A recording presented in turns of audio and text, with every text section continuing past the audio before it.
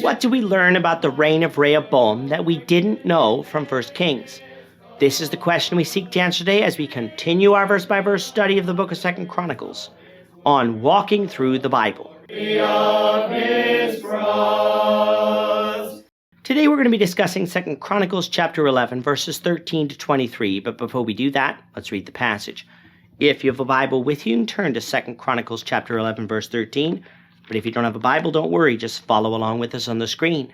The version that we'll be reading from is the New King James Version. So 2 Chronicles chapter 11, beginning verse 13. And from all their territories, the priests and the Levites who were in all Israel took their stand with him. For the Levites left their common lands and their possessions and came to Judah and Jerusalem, for Jeroboam and his sons had rejected them from serving as priests to the Lord. Then he appointed for himself priests for the high places, for the demons and the calf idols which he had made. And after the Levites left, those from all the tribes of Israel, such as set their heart to seek the Lord God of Israel, came to Jerusalem to sacrifice to the Lord God of their fathers.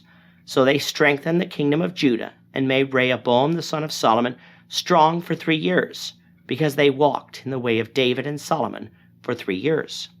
Then Rehoboam took for himself as wife Mahalath, the daughter of Jeremoth, the son of David, and Abihail, the daughter of Eliah, the son of Jesse.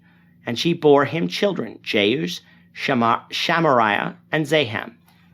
And after her he took Maacah, the granddaughter of Absalom, and she bore him Abijah, Attai, Ziza, and Shelomith.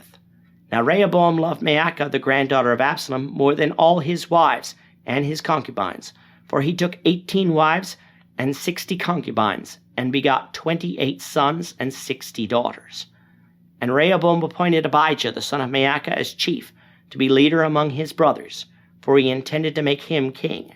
He dealt wisely and dispersed some of his sons throughout all the territory of Judah and Benjamin, to every fortified city, and he gave them provisions in abundance. He also sought many wives for them. The united nation of Israel is no more, with the northern nation of Israel and the southern nation of Judah emerging from the split. The northern nation is ruled by Jeroboam, and the southern nation by Rehoboam. All of this occurs around 930 BC. Now Rehoboam tried to take back the northern tribes, but God sent a prophet to Rehoboam to warn him that this act was from God and that fighting would prove futile. Therefore Rehoboam did not go and fight, instead choosing to fortify his cities in order to strengthen his forces against attack. But lest we think that all of the people in the northern tribes were happy with the split, the chronicler reveals to us that they weren't, a fact that was not explicit in our study of 1 Kings. The first to leave were the Levites and the priests of God. Recall that they had cities given to them as possessions since they didn't inherit land in Israel. Giving up these cities was a major sacrifice for these people, but their allegiance to God and to the house of David was such that they were willing to make this sacrifice.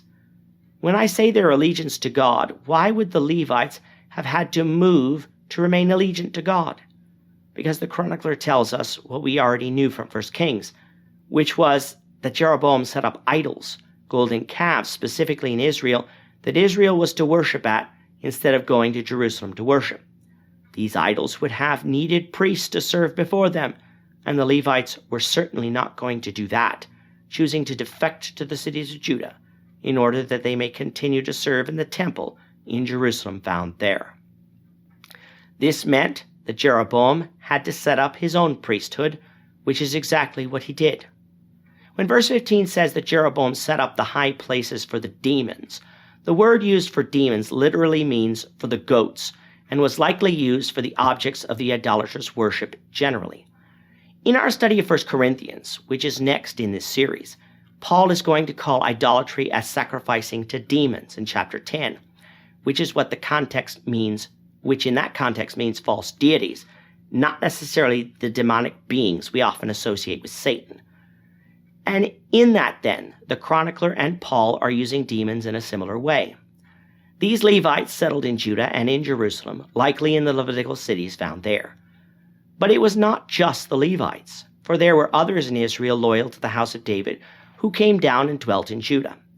This is one of the ways for how we can account for the fact that there were still families from the northern tribes that wouldn't go extinct following Israel's captivity by the Assyrians. This influx of people made Judah strong, a condition that lasted for 3 years according to the chronicler. The reason this advantage was short-lived is due to the wars that we'll see in future lessons that would cost the lives of some in the army. In verses 18 to 23, we get another piece of information that was absent from 1 Kings, namely the expanded accounting of the house of Rehoboam.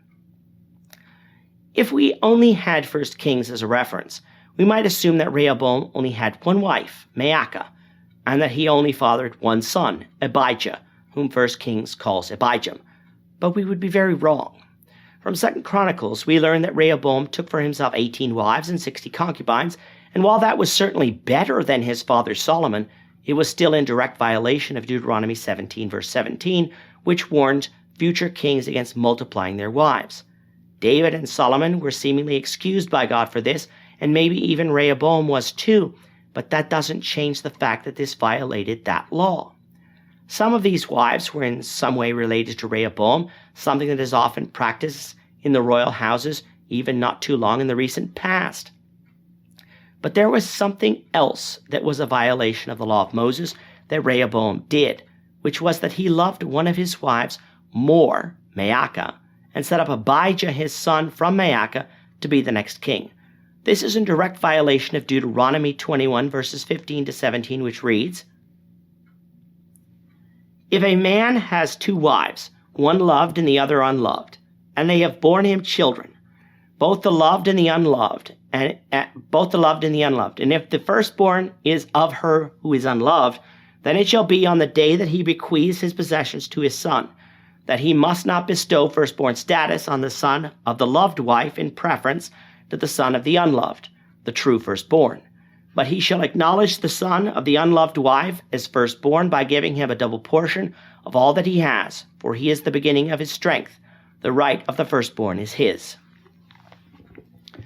We've seen the dangers of multiple marriages and the dangers of loving one wife over another, and the children of the loved wife over the children of the unloved wife during the life of Jacob.